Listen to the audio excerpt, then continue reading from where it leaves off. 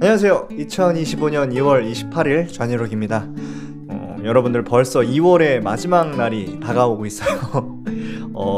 여러분들은 25년 어떤 계획을 하시고 시작을 하셨나 여쭙습니다. 저는 이제 유튜브를 하겠다라고 생각을 했었는데 생각만큼 잘 되는 것 같진 않아요. 막 일어나면 피곤하고 막 그러는데 여러분들도 저처럼 그러시지 마시고 열심히 계획하신 바 이루시길 바라겠습니다. 오늘 같은 경우는 북한에 대해서 살펴보려고 해요. 가장 가까우면서도 먼 국가이죠. 그럼 북한이 실제 우리나라보다 잘 살았던 적이 있었다라는 것도 여러분들 아시나요? 예. 그런 북한이 어떻게 그렇게 경제적으로 몰락하게 됐는지 같이 한번 살펴보도록 하겠습니다. 우선 북한이 우리나라보다 잘 살았다 무슨 말이냐 라고 얘기하실 수 있는 분들도 계실 겁니다. 그랬을 때 6.25 전쟁 이후에 북한 같은 경우는 소련이라든가 중국이라든가 엄청난 지원을 받게 됩니다. 또 소련 같은 경우는 전쟁 직후에 10억 루블이라고 하는 당시에도 어마어마한 돈을 북한한테 그냥 지원을 한단 말이죠. 이후에 북한 같은 경우는 중소분쟁이라고 있습니다. 두 나라 사이에서 외교 줄타기를 굉장히 잘 해요. 그래서 나름대로 국가의 이익을 위해서 많이 활동을 하게 되고, 그러한 기반 아래에서 56년 천리만 운동이라든가 각종 경제 계획을 실시를 해서 70년도 초반 같은 경우는 GDP를 대한민국을 넘게 되기도 합니다. 그러다가 이후에 이제 1972년에 사회주의 헌법을 제정하면서 당시 김일성을 중심으로 한 주체사 사상을 땅 찍어버리게 된다는 거죠. 그렇게 내외적으로, 경제적으로, 정치적으로 거의 독재국가의 완성형을 찍은 북한이 어떻게 경제적으로 나락에 가게 됐는지 같이 한번 살펴보도록 하겠습니다. 네, 첫 번째 원인입니다. 바로 자립노선과 국제적인 고립인데요. 북한은 원래 약간 자립적인 느낌이 굉장히 지금이나 그때나 강했습니다. 무슨 말이냐면은 전쟁 이후에 소련이랑 중국이랑 줄타기를 굉장히 잘해요. 소련 같은 경우는 북한한테 이제 코메콘에 가입을 하라고 하거든요. 그러니까 북한이 우리 싫은데? 우리 스스로 놀 건데? 이런 식으로 거리감을 둬요. 또 나중에 스탈린이 죽은 다음에 흐르슈포가 집권을 하게 되죠. 흐르슈포가 집권을 하면서 탈스탈린주의라든가 또 미국이랑 평화공존 정책을 실시를 하게 됩니다. 이 기조가 쭉 가니까 북한 같은 경우는 미국이랑 절대 화해를 못 하겠다라는 거예요. 그러니까 북한이 누구한테? 소련한테 야, 이 수정주의 놈들아 라고 얘기를 합니다. 이후에 이제 60년대에서 70년대가 되면은 중국 같은 경우에는 문화대혁명이라고 하는 사건이 일어나게 됩니다. 이 문화대혁명 같은 경우는 중국의 사회주의 친구들, 어린 친구들이 좀 맹목적으로 마오쩌둥을 숭배한 나머지 기존의 중화주의라든가 중국 전통 질서들을 완전히 깨부수는 그러한 문화대혁명이라고 보시면 돼요. 그 과정에서 홍위병들이 이 북한에 있는 지도부를 깝니다. 너무 개인 숭배 아니냐? 사회주의적이지 않다 막 이렇게 얘기를 해요. 그러니까 북한이 중국한테 뭐라고 하느냐? 야, 이 교조주의 놈들아 라고 할 만큼 북한은 나름대로 약간 자립 노선을 예전부터 시행해 왔다라는 겁니다. 그런 과정에서 90년도가 되면은 그 자립 노선이 굉장히 어려워지는 상황이 만들어지게 돼요. 우리 알다시피 91년에 이제 소련이 해체가 되고 기존에 북한이 알고 있었던 동구권 국가들이 아니에요. 심지어 중국 같은 경우는 미국이랑 친하게 지내려고 합니다. 그러니까 북한도 이제는 더 이상 혼자서 고립 노선을 채택할 수가 없게 되는 거예요.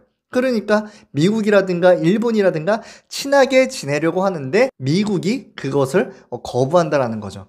그러면서 이제 북한 같은 경우는 이 위기를 어떻게 극복할 것인가 하고 고민을 하게 됩니다. 그런 고민 중에 나오는 게 바로 뭐다? 핵이다. 궁지에 몰린 쥐는 북한이죠. 북한은 핵 확산 금지 조약을 탈퇴해버리고요. 그러니까 미국은 더 이제 이 북한을 올며지는 거죠. 내가 소련까지 무너뜨렸는데 어디 조그만 북한이 개겨 이렇게 되는 거죠. 그러니까 이제 그 과정에서 어떻게 미국에서 왔다 갔다 하고 북한에서 왔다 갔다 하고 하는 과정에서 1994년 제네바 기본 합의서에 두 국가가 이제 조인을 해요. 미국 같은 경우 경술이라든가 중유라든가 이런 것들을 지급할 테니까 북한 같은 경우는 점차적으로 이제 핵을 좀 포기하고 그리고 그러한 과정에서 좀 세계 평화에 이바지하자라고 얘기를 하는데 사실 두 국가가 이 협약이 안 됩니다. 예, 서로 간에 신뢰가 없고 그러다 보니까 잘 안 돼요. 그러니까 북한에 대한 대북 제재는 더욱 강경해지고 북한의 경제는 더 힘들어지게 된다는 거죠. 그러한 과정에서 2001년 같은 경우에는 양국의 관계가 최악으로 이렇게 들어가게 되는데 조지 부시 여러분들 기억나시죠? 조지 부시가 이제 북한을 막 악의 축으로 선포할 정도로 굉장히 대북 강경책이 심화된다라는 거죠. 그러니까 북한에서는 더 이상 도망갈 구멍이 없어요. 그러니까 어떻게 핵 개발에 더욱 박차를 가하게 되고 2006년에 처음으로 이제 지하 핵실험을 실시를 하게 됩니다. 또 원거리 미사일을 포기하지 못하는 이러한 두 요소로 인해서 경제가 더욱더 어려워지게 된다는 것을 우리가 지난 역사에서 확인을 할 수가 있겠습니다. 네, 두 번째 원인입니다. 바로 사회주의 계획경제의 비효율성인데요. 본 내용 같은 경우는 예전에 소련 영상에서도 말씀을 드렸던 내용이 좀 중복이 되긴 하거든요. 북한도 사상적인 통합을 통해서 인민들의 정신력을 기반으로 한 개발 초기에는 나름대로의 성과를 보입니다. 그래서 70년대까지는 나름대로 큰 발전을 이룩하게 되고 뭐 그 혜택으로 인해서 뭐 11년 의무교육제라든가 또 세금을 내지 않아도 된다라든가 그러한 엄청난 사회보장적인 제도들을 마련을 하기도 해요. 그런데 이게 80년대부터 삐걱이 되거든요. 동유럽계 국가들이라든가 소련이 이제 위태위태하게 되면서 북한도 위기에 이제 임박하게 된다는 거죠. 더불어서 사회주의 계획 경제 아래에서는 국가의 간섭이 너무 심합니다. 그러니까 국가에서 해! 그럼 인민들은 네! 갑자기 하지 마! 그럼 인민들은 네! 하면서 그냥 경직성이 굉장히 나타나게 된다는 거죠.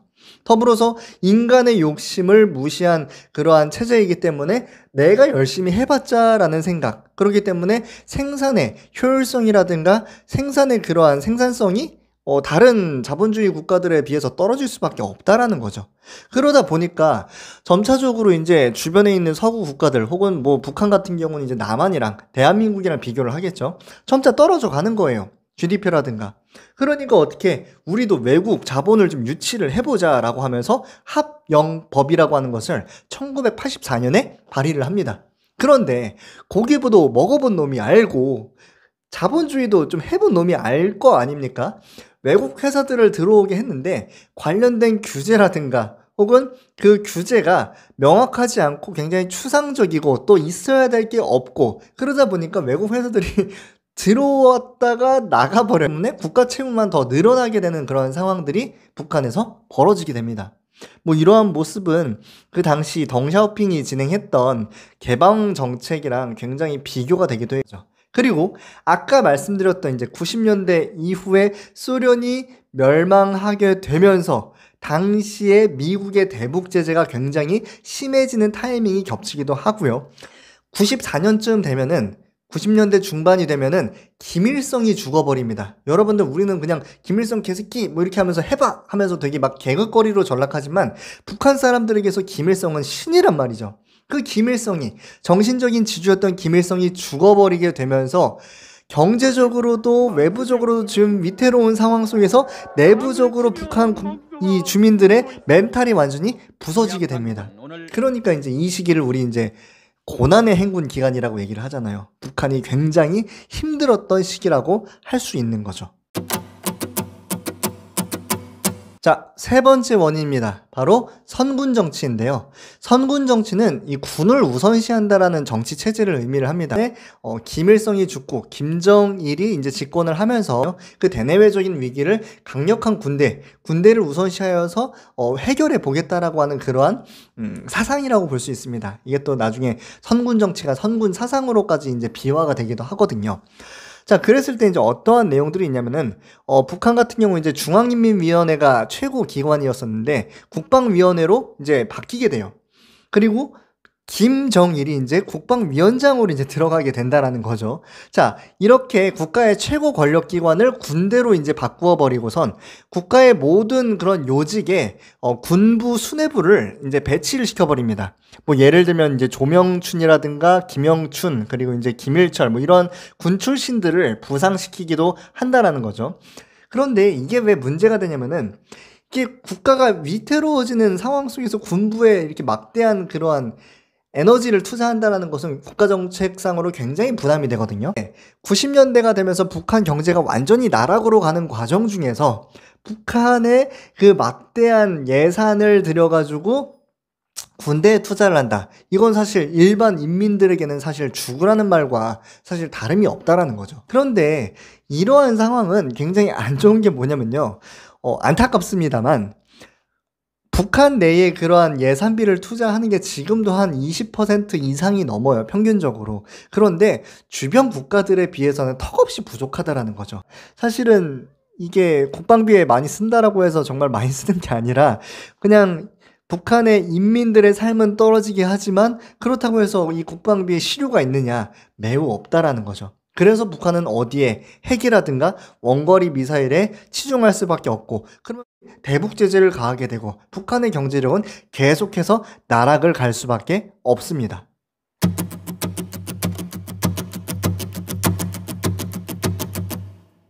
네, 이상으로 가장 가까우면서도 가장 먼 북한에 대해서 같이 한번 살펴봤습니다.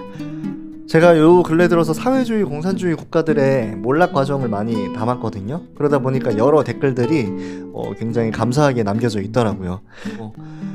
자, 그래서 그 내용을 어떻게 답변을 드릴까 생각을 하다가 제가 수업 시간에 있었던 일로, 학교에 있었던 일로 좀 답변을 드리도록 하겠습니다.